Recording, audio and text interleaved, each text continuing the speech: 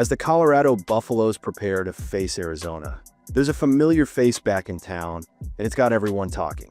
That's right, Shedeur Sanders has officially returned to Boulder. For weeks, fans speculated that he might stay in Cleveland to train and possibly compete for the Browns starting spot.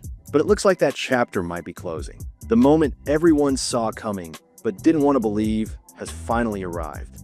Shedeur's return to Colorado might be the biggest clue yet that he won't be suiting up for the Browns next week against the Jets. And that opens the door to a bigger question. What does this move really mean? Did Shedeur just make the smartest decision of his career? Or did he simply give up on a franchise that refused to believe in him? Even more intriguing, could Kevin Stefanski already be regretting letting him walk? Now, nothing is official yet. As of this moment, Dillon Gabriel is still listed as the Browns' starting quarterback.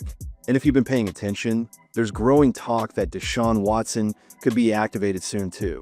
But regardless of what happens in Cleveland, there's something poetic about seeing Shedeur back home, back with his pops, back with Coach Prime, and back in the city where his legend really started. Honestly, I should have gone to this game myself, because the energy in Boulder right now is unreal. But make no mistake, behind the scenes, things in Cleveland are anything but calm. Kevin Stefanski might be putting on a composed front for the cameras, but deep down, he knows he made the biggest mistake of his season. Because letting Shedeur leave for Colorado, that was never part of the plan. This wasn't just another roster move. This was the one player who could have brought spark, confidence, and real energy to a team that's been flatlining week after week. Stefanski thought he could manage the offense without Shedeur, that he could prove he didn't need him. But the truth? The Browns haven't looked the same since the moment he left. The fans know it. The players know it. And now, even Stefanski knows it too. You can see it on his face during games, the tension, the uncertainty, the regret. Especially after that ugly loss to the Patriots. He benched Shedeur thinking it would send a message, that it would show who's in charge. But all it showed was how weak this offense really is without him. And the worst part? The very second Shedeur packed his bag for Boulder, the internet exploded. Fans tore into Stefanski, analysts piled on, and suddenly, every headline was about how Cleveland let go of their most promising young quarterback. Tell me, was that really worth it, coach? Because from where I'm standing, it looks like you just let the future of your franchise walk right out the door. Now let's get real. This situation didn't have to go down like this. Shedeur Sanders wasn't just another backup quarterback sitting on the bench waiting for a chance. He was the one guy who could have changed everything for Cleveland. You could see it in the chemistry he was building with his receivers, in the sharpness of his reads, and in every leaked practice clip that showed a quarterback ready for the spotlight. But Kevin Stefanski didn't see it that way. He ignored all the signs, stuck with the same tired system, and bet everything on a plan that was already crumbling. The result? The Browns' offense looks lost. No rhythm, no creativity, no spark, just confusion and frustration. And now the fans are fed up. The media's turned hostile. Even the locker room doesn't look motivated anymore. It's like the moment Shedeur walked out, the heart of the team went with him. You can't help but wonder if Stefanski lies awake at night thinking about that one decision. Because when your offense keeps stalling and you're running out of excuses, reality starts to set in. Maybe, just maybe, the guy you benched was the one who could have saved your season. The timing couldn't have been worse either. Just when Cleveland was supposed to make a mid-season push, Shedeur's return to Colorado flipped the entire narrative upside down. Colorado fans welcomed him like a hometown hero. Chants, cheers, smiles everywhere. And that alone must sting for Stefanski. Imagine letting a player go, only to watch him get a standing ovation somewhere else while your own crowd sits in silence after another failed drive. That's not just a bad look, that's a coach's nightmare. Now the question becomes, can Stefanski fix this, or is it already too late? Because if Shedeur lights it up again in Colorado while the Browns keep sliding downhill, the football world is going to say the same thing. They'll say Kevin Stefanski pushed away the one player who could have changed everything. And honestly, that's a legacy no coach wants attached to their name. What makes it worse is his attitude. When asked about Shedeur, Stefanski brushed it off, saying, "That's not my focus right now." Seriously, coach? Not your focus? What's your focus then? Losing more games? making the same bad play calls week after week, handing the ball to the same gimmick players who can't move the chains. It's like he's living in his own world where accountability doesn't exist. This isn't confidence, it's denial. Fans see it, analysts see it, and everyone's tired of it.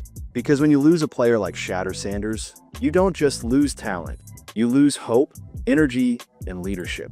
Yet, here's Stefanski pretending none of it matters, as if saying, "Not my focus," makes the problem disappear. But the truth is, every word he says just exposes how insecure he really is. Kevin Stefanski is standing at that podium, trying to look calm, pretending like the house isn't burning down behind him. Reporters ask about Shedeur, and with that stiff smile, he says, "I'm committed to his development, just like all of our rookies." Really, coach? That's what you call development? Because if this is your version of development, then I'd hate to see what destruction looks like. You benched the kid, refused to give him first-team reps, ignored his progress, and created a controversy that split your locker room in half. And now you're acting like this was all part of the plan? Who are you fooling? Let's be honest, Stefanski's been in damage control mode ever since Shedeur packed up for Boulder. The press statements, the fake calm, the robotic answers, it's all just an act to cover the truth. He lost control of his team. You can feel it in the interviews, you can see it on the sidelines.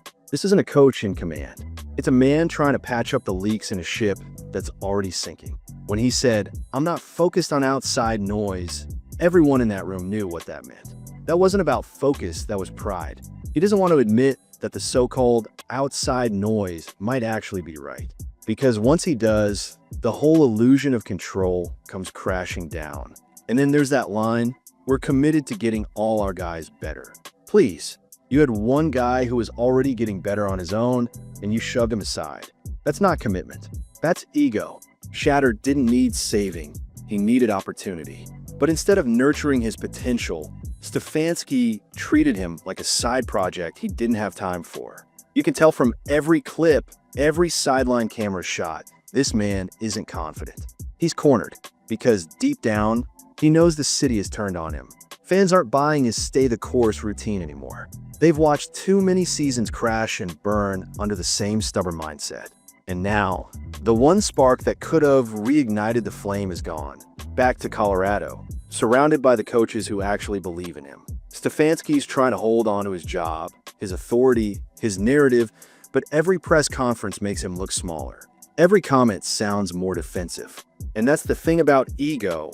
Once it starts talking louder than reason, it takes everything down with it. Because here's the truth no one in Cleveland's front office wants to say out loud. Shedeur Sanders was never the problem. He was the solution they refused to see. And now that he's gone, they're realizing too late what they lost. The fans know it. The players feel it. And the coach? He's just pretending it's all under control, while everyone else watches the Browns unravel piece by piece. Now let's talk about the decision that broke the internet. Kevin Stefanski going with Dillon Gabriel. Honestly, if there was ever a move that screamed desperation over direction, this was it. Stefanski really thought swapping out Shedeur Sanders for Dillon Gabriel would somehow stabilize the offense. Be serious, coach. Dillon isn't terrible, but he's not that guy either. Every snap tells a story. You can see the difference right away. Dillon's throwing off his back foot, panicking under pressure, missing open reads like he's never seen the playbook before. The rhythm is gone. The poise is gone. The whole offense looks like a car running on 3 flat tires. And yet, Stefanski stands there, arms crossed, pretending like everything's going according to plan. What plan? The plan to lose slower? You watch Shedeur Sanders tape from practice, and the difference is night and day. Calm feet, confident reads, surgical precision. You can feel the energy lift when he's on the field. The team believes in him. That's something you can't teach or fake. But instead of leaning into that energy, Stefanski shut it down. Out of fear, out of pride, out of ego. And now, Dillon Gabriel's out there overthrowing screens while Cleveland fans are sitting at home replaying Shedeur's highlight reels from Colorado. It's poetic. The kid they let walk out the door is the one filling stadiums and reigniting a fan base 1,200 miles away. Because make no mistake, Shedeur's return to Colorado wasn't a retreat, it was a reset. Back home, under Coach Prime, surrounded by people who actually believe in his game, he's free again.